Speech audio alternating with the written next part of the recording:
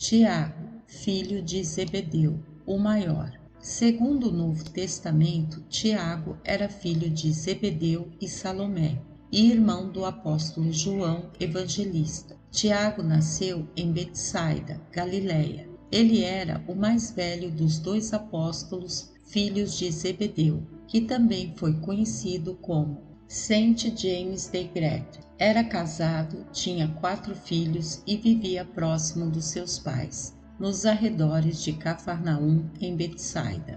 Tal como seu pai e o irmão, o apóstolo João, era pescador no mar da Galiléia, onde trabalhava com André e Simão Pedro. Mateus 4, versículos 21 e 22, e Lucas 5 e 10.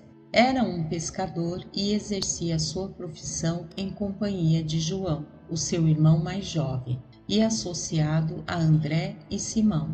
Tiago, João, André e Pedro seriam de resto os primeiros a abandonar tudo para seguirem Jesus como seus discípulos. Mateus 17, versículo 1 e 26 e 37. Lucas 8, 51. Depois que Jesus convocou a Simão Pedro e a seu irmão André, ele caminhou um pouco mais ao longo da praia da Galiléia e convidou a Tiago, filho de Zebedeu, e João, seu irmão, que estava no barco, consertando as redes. Marcos, capítulo 1, versículo 19. Tiago e seu irmão responderam imediatamente ao chamado de Cristo, sendo que ele, Tiago, já estava com 30 anos quando se tornou apóstolo. No Evangelho de Mateus conta-se que sua mãe, Salomé, em seu orgulho materno, pediu a Jesus que seus 2 filhos, Tiago e João, fossem colocados um à direita e outro à esquerda no reino de Deus. Então Jesus perguntou a João e Tiago, os repreendendo: Vós não sabeis o que pedes? Podeis beber o cálice que eu hei de beber? Os apóstolos responderam: Podemos. Pois bem, isso é verdade, concluiu Jesus, mas dar-vos o primeiro lugar no reino. Isso depende do meu Pai, que está no céu.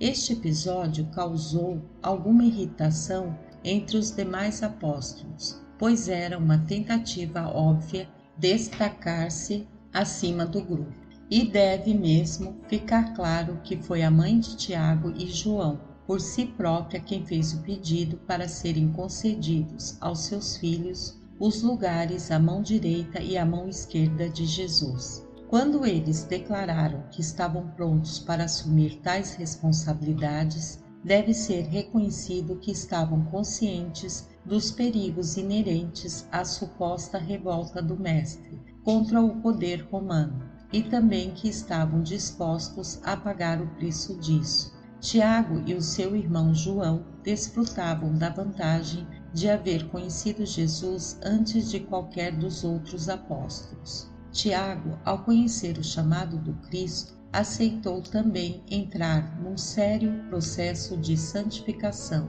pois nem sempre sabia reagir pelo Espírito Santo à dureza de coração dos que não se abriam ao Evangelho. Vendo isso, os discípulos, Tiago e João, disseram: Senhor, queres que digamos que o fogo caia do céu e os consuma? Mas Jesus, voltando-se, os repreendeu.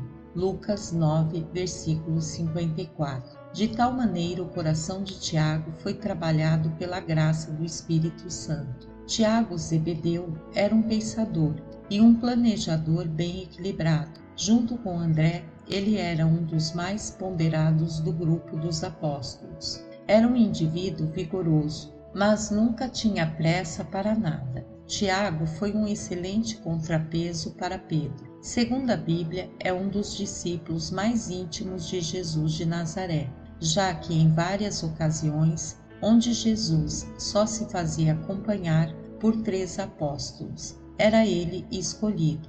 Junto a Pedro e João, Tiago e João são chamados por Jesus como Boanerges, isto é, filhos do trovão. Isso se deu pelo fato que caracterizou a índole dele e de seu irmão João, ao chegar Jesus com sua comitiva à terra dos samaritanos. Estes lhe interditaram a entrada. João e Tiago viram, neste fato, uma afronta a Cristo e exprimiram sua indignação com estas palavras: Queres, Senhor, que mandemos cair fogo do céu sobre esta cidade para consumi-la?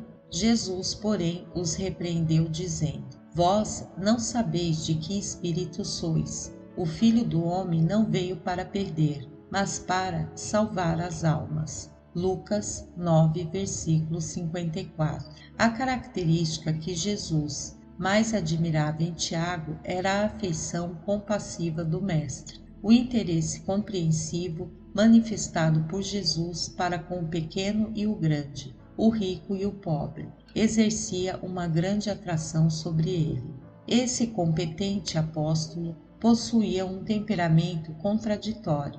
Ele parecia realmente possuir duas naturezas, ambas de fato movidas por sentimentos fortes. Em especial, tornava-se veemente quando a sua indignação chegava inteiramente ao auge. Tinha uma disposição feroz quando adequadamente provocado, e quando a tempestade chegava ao fim, ele estava sempre habituado a justificar-se e a desculpar-se da sua raiva sob o pretexto de que era uma manifestação de justa indignação, excetuando-se por essas perturbações periódicas de ira. A personalidade de Tiago era muito semelhante à de André. Ele não tinha a circunspecção de André, nem o discernimento dele sobre a natureza humana, mas era um orador público muito melhor. Depois de Pedro e talvez de Mateus, Tiago era o melhor orador público entre os 12.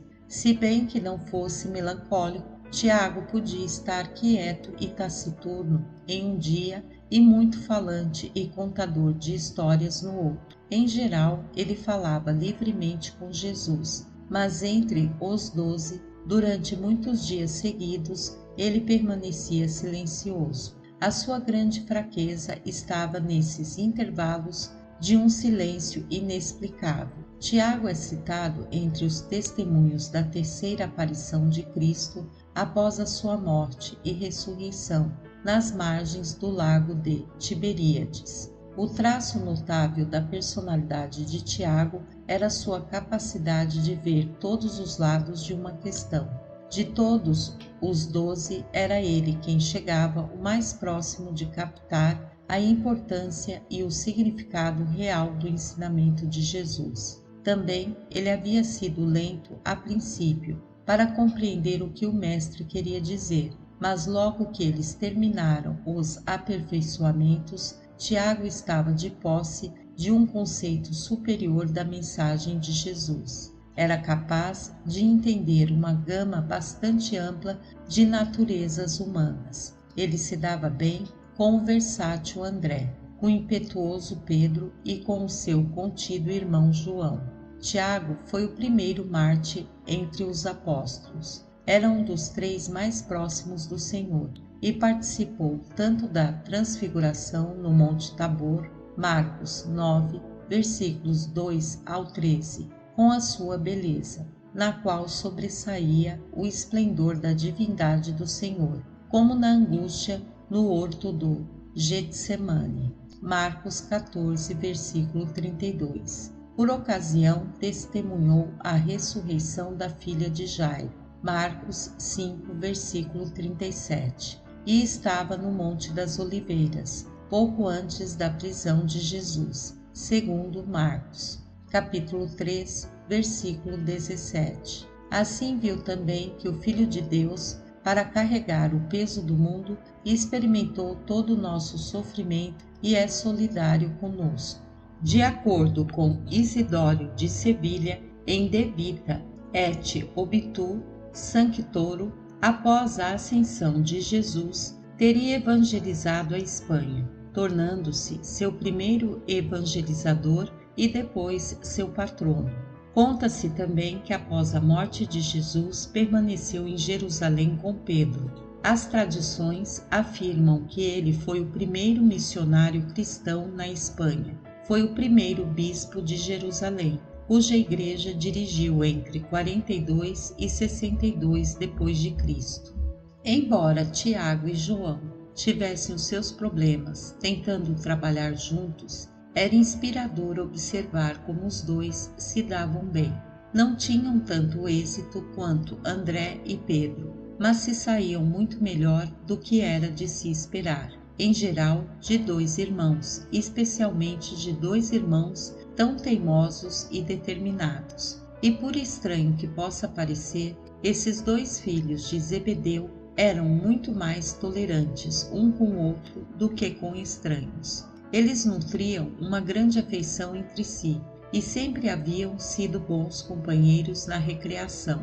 Contudo, a morte prematura de Tiago modificou muito o temperamento veemente de João, o seu irmão mais novo. Pouco mais se sabe acerca de sua vida. A sua última aparição no texto bíblico mais aceito é a de que foi o primeiro apóstolo a morrer.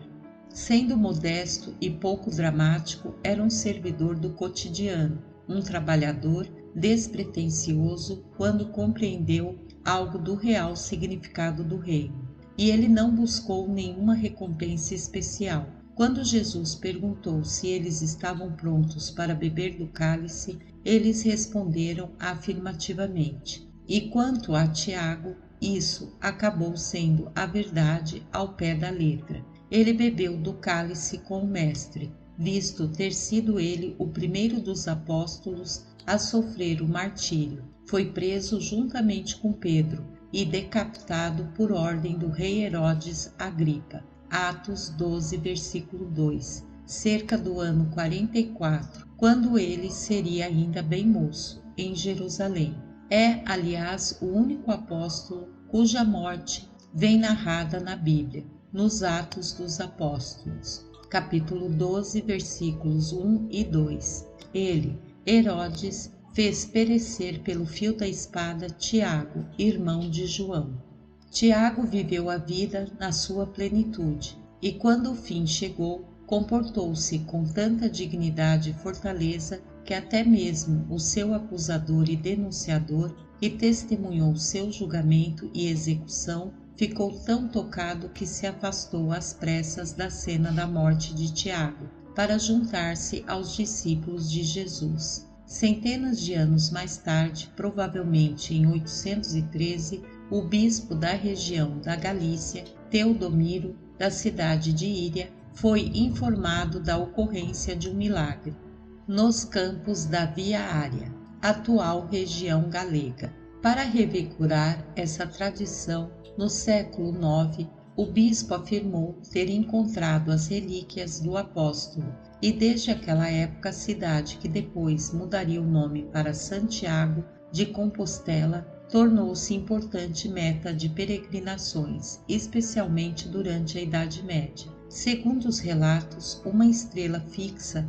iluminava o local do sepulcro. O bispo mandou investigar e, após as escavações, foi descoberto o jazigo com o nome do apóstolo Tiago. Tiago transformou-se num símbolo vivo da resistência cristã aos ataques muçulmanos no território espanhol. O campus Stelae, que inspirou Compostela, foi imediatamente resguardado pela Igreja Católica. A mando do rei Alfonso II, o Casto, foi construído um pequeno templo para a proteção da tumba apostólica.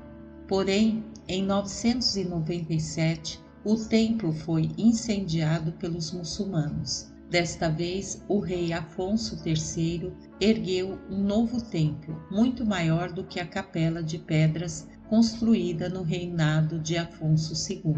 Santiago de Compostela então consolidou-se como um dos 3 centros de peregrinação cristã na Europa, junto com Jerusalém e Roma. É meta de numerosas peregrinações de todas as partes da Europa. Por todos esses séculos, a Catedral de Santiago de Compostela passou por uma série de ampliações arquitetônicas. O primeiro registro oficial sobre os caminhos dos peregrinos compostelanos são de 1131. Sua festa votiva de Tiago é dia 25 de julho.